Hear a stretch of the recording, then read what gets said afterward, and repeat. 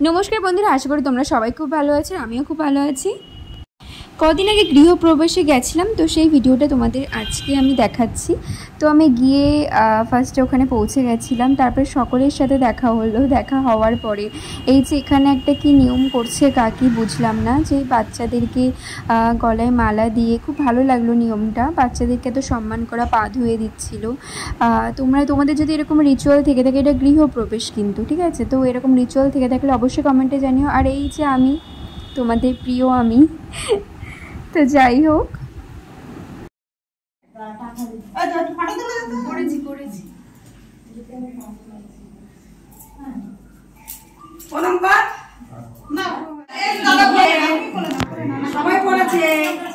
আসো।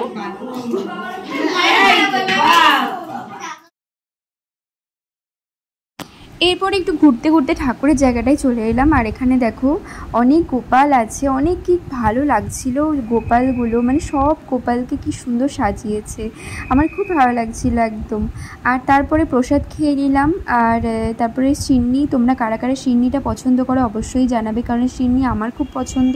আমি ঠাকুরের প্রসাদ খেতে খুব পছন্দ করি, সিন্নি বলো, বিভিন্ন প্রসাদ, মানে আমি খুব পছন্দ করি। এই যে গোপাল তোমরা দেখতেই পাচ্ছ।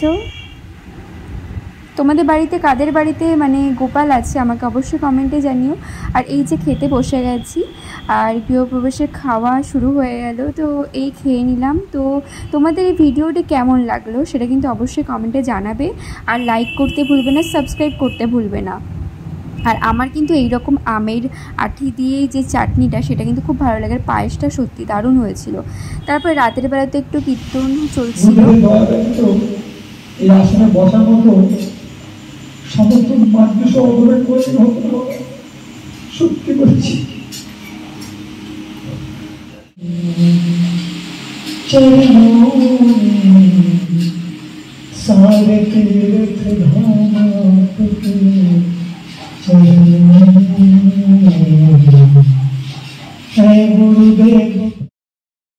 তো অনেকক্ষণ থাকলাম আমরা সকলে। তো এবার বাড়ি যাওয়ার পথে আমরা রওনা হব। তো দেখো, তো আজকের জন্য এইটুকু, ভালো থেকো তোমরা, বাই।